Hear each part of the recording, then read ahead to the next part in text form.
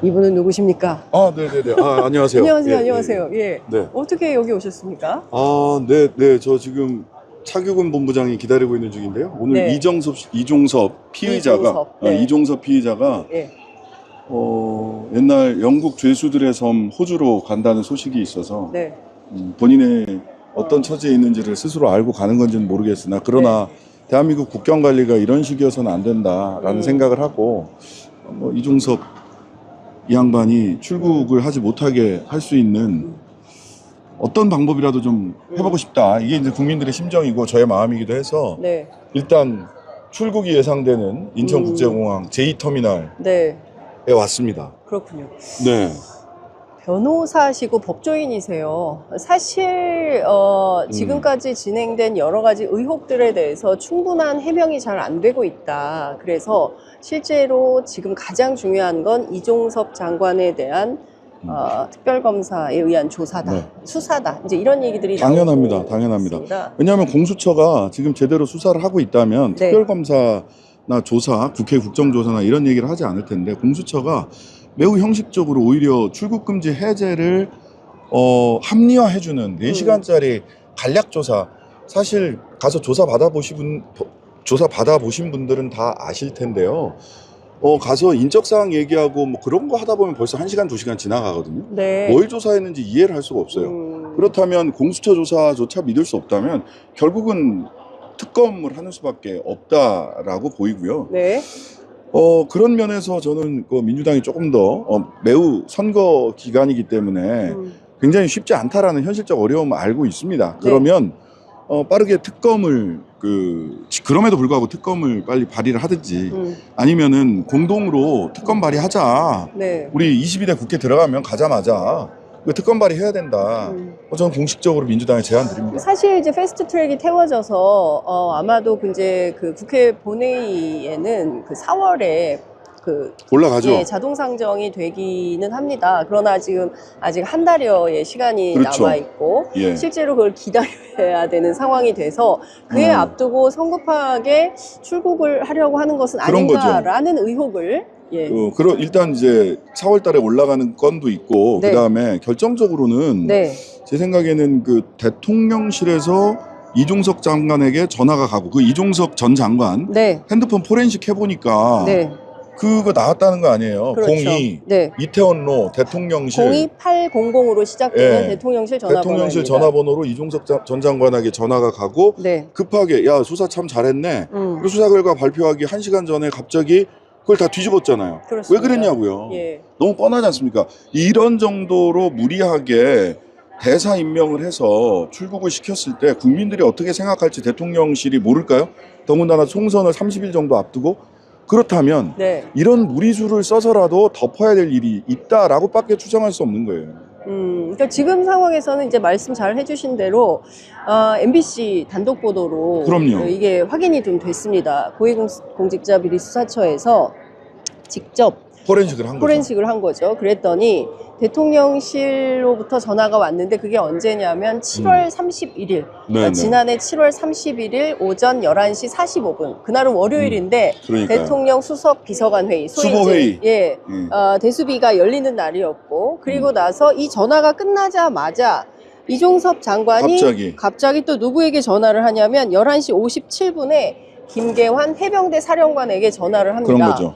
왜 전화를 했을까? 왜? 예, 그리고 이 전화는 이종섭 장관이 아니라 군사보좌관을 통해 전화번호를 통해서 이 전화가 가게 됩니다.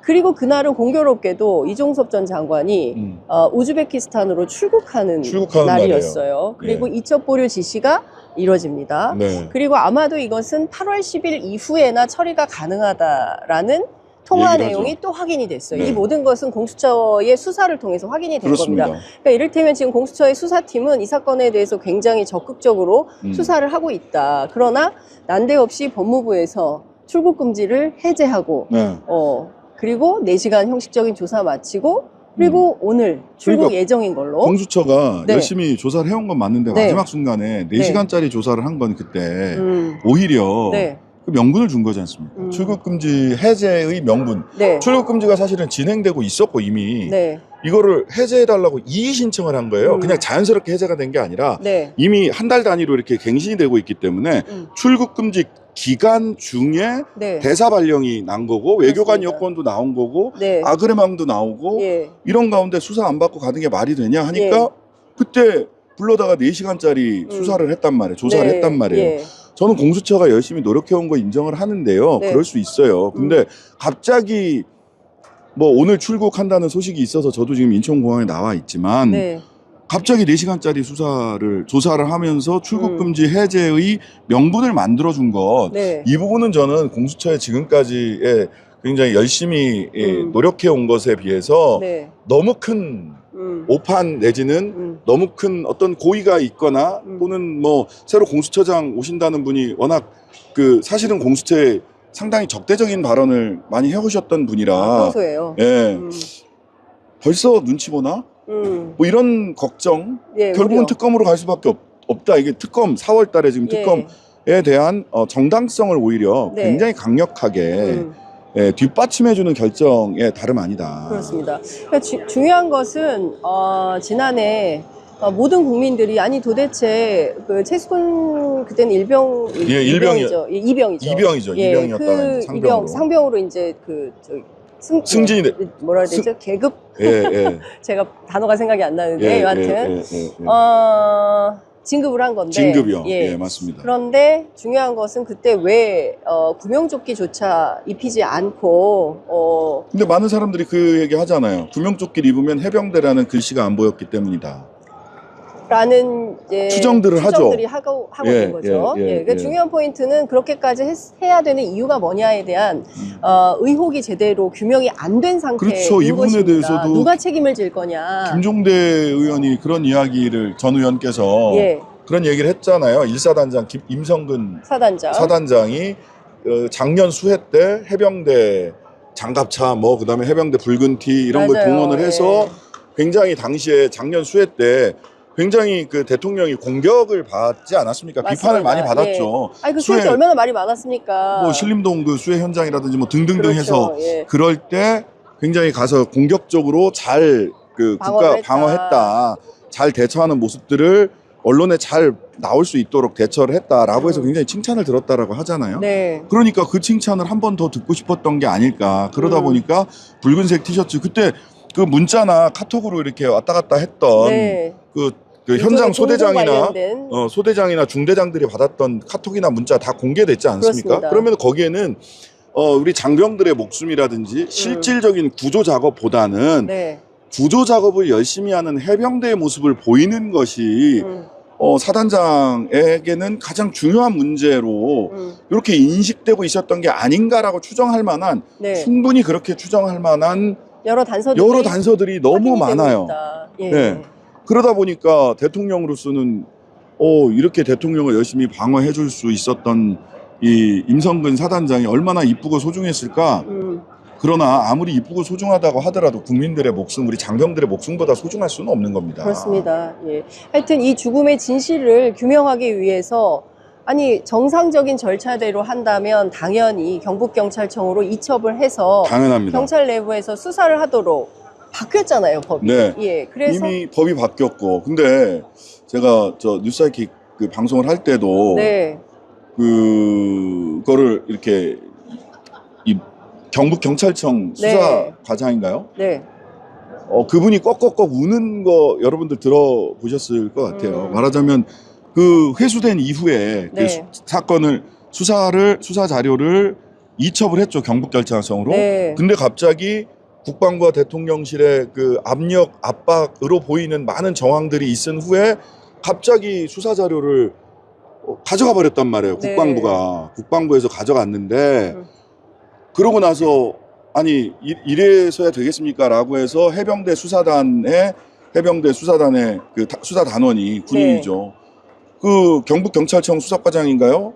수사 책임자한테 전화를 해서 이게 말이 됩니까? 하니까 울어요. 아이고야. 40대 50대 그 남성이 웁니다. 막 울어요. 울다가 마지막에 네. 고생 많이 하셨는데 해병대 선배님이라는 거 잘 압니다. 네. 저도 해병대 몇 기고 선배님 해병대 몇 기시잖아요. 네. 하면서 필승하고 인사하면서 전화를 끊습니다. 계속 울어요. 경북경찰청의 수사 담당자. 네. 왜 이런 일들을 벌어져야 되는 것인가. 되는지 저는 도저히 납득할 수가 없습니다. 정말로. 예. 얼마나 그 공무원으로서 그 경북경찰청 수사 담당자가 하고 싶은 말이 얼마나 많았겠습니까? 네. 꺽꺽 울어요. 필승. 그러니까요. 그러니까 기본적으로 이 사건에 대해서 올바른 대처를 하기 위해서 노력했던 박정훈 대령이 수사단장입니다. 해병대 전 수사단장. 예, 수사단장인데 이분이 오히려 처음에는 집단항명, 네. 그 다음에는 이제 항명죄로 기소가 항명죄, 돼가지고 상관 명예훼손. 예, 지금 재판을 이제 받고 있는 상황인데 어쨌든 최수근 상병의 억울한 죽음의 진실을 밝히고 그리고 또 제대로 수사를 해서 이첩하려고 했던 게 왜 누구로부터 외압을 받아서 이게 갑자기 이첩 보류 지시가 나고 그리고 결국은 이게 지금 이 상황까지 오게 됐는지에 그러니까요. 대해서 진실 규명이 필요한 상황이고 많은 국민들이 궁금해하고 있습니다. 그러니까 이걸 보면서 네. 저는 이게 이제 진보 보수의 문제도 아니고요. 네, 저는 아무리 봐도 윤석열 대통령이 가짜 보수 같아요. 가짜 보수? 네. 네. 진짜 보수는 네. 이렇게 안 합니다. 진짜 보수. 뭐 안보를 대통령도 매일 얘기하잖아요. 그렇습니다. 선제타격 얘기하고 예. 하는데 아니 진짜 보수면 네. 사실 안보, 예, 그다음에 민족, 국가, 네. 국민 예. 이런 가치들을 제일 중요하게 가치죠. 생각하는 거 아니에요? 맞습니다. 그다음에 뭐 경제에서는 예. 자유주의, 예. 시장 경제 예. 이런 걸 제일 중요시 하잖아요. 맞습니다. 그런데 누가 지금 대한민국의 안보, 누가 지금 대한민국의 군인들의 사기, 군 기강 누가 다 무너뜨리고 있습니까? 이렇게 하면 안 되는 겁니다. 네. 아니 책임져야 될 이종섭 전 국방부 장관 같은 경우는 갑자기 네가 가라 하와이, 네가 가라 오스트레일리아. 이건 약간 그런 느낌 아니에요? 네. 형님이 큰 형님이 그 보수에 있는 큰 형님이 자리에 딱 앉아 있다가 네. 야 좀 조용해질 때까지 좀 나가 있어. 나가 있어. 영화에서 많이 영화에서 봤어요. 많이 보던 그 장면 네. 아닙니까? 그러니까요. 조용해질 때까지 좀 나가 있어 라고 이야기하는 것과 네. 뭐가 다른가? 아니 저희가 그 김용남 전 그 개혁신당 국민의힘, 정책위 의장. 그렇죠. 국민의힘 의원이고 지금은 이제 개혁신당 정책위 의장인데 브리즈번에 갔었대요 예전에. 네. 아니다 캔버라에. 캔버라. 예, 수도 호주 수도죠. 캔버라에 갔었는데. 그때 갔었을 때 가보니까 절간이다. 아, 캔버라 저도 사실상, 갔다 왔는데 절간입니다. 예, 아무것도 없다. 네, 밤에는 굉장히 뭐 워싱턴 DC처럼 정말 조용한 데다. 원래 캔버라가 예. 의식적으로 만든 네. 인공수도잖아요. 예. 그러다 보니까 예. 그 어디 이게 거기가 주가 먼저 있고 주가 나중에 연방이 된 거예요. 제가 2005년에 호주에 한 거의 보름 정도 네, 연수를 네. 한번 갔다 왔거든요. 국회 그러셨구나. 초청으로. 예. 그래서 시드니하고 뭐 브리즈번하고 이렇게 중간에 네. 캔버라가 있어요. 왜냐하면 어느 한쪽으로 수도를 정할 수가 없는 거야. 네. 대도시. 예. 그러니까 중간에다가 물리적으로 딱 가운데 그렇구나. 사막이에요, 사막. 예. 사막 한가운데다가 수도를 만들어 놓은 거예요, 캔버라가. 그렇구나. 가보고 싶습니다. 아니요, 거기 안 가셔도 안 돼요. 가셔도 공무가 가도 돼요? 없으면 예. 굳이 가실 필요가 없어요. 그냥 그렇구나. 절간입니다. 예. 예.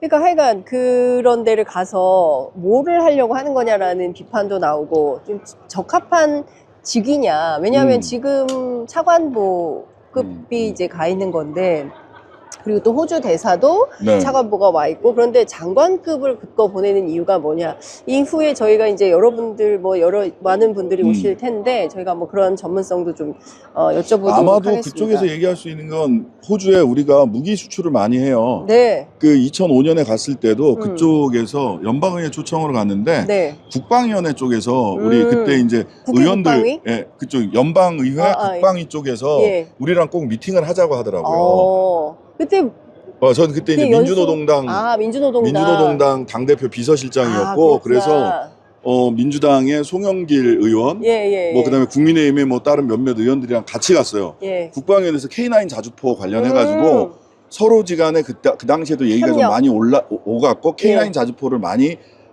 그 수출한 것도 사실입니다. 그런데 그렇다고 해서 국방부 장관이 갈 건 없잖아. 그렇죠. 왜 국방부장 방산협력을 꼭 전직 국방부 장관이 정직 해야 되는 국방부 것은 장관이 아니죠. 대사로 가서 해야 되는 건 아닙니다. 예. 이거는 그쪽에선 그렇게 설명을 하고자 하나 네. 이미 K9 자주포 부분은 이미 다 수출이 됐고 많이 수출이 됐어요. 네. 그건 맞아. 네. 근데 그거를 국방부 장관이 대사가 돼서 해결할 문제는 전혀 아니라는 겁니다. 이미 루틴. 감사합니다. 예. 예. 아니, 또 이제 예. 선거운동도 짬짬이. 아니 그건 뭐 제가 한 게 예. 아니라 이렇게 알아보신 거죠? 예, 예, 지나가시는 예. 공항 이 노동자께서 공항 청소 노동자분께서 알아보시고 인사를 해주시네요. 감사합니다. 예. 예. 자, 지금 갈 저희 일 아니다. 예. 예. 시작한 지 28분 정도 지났나요? 지금 네. 6천 명이 넘는 아, 시민들께서 네, 네, 함께하고 네, 네. 계십니다.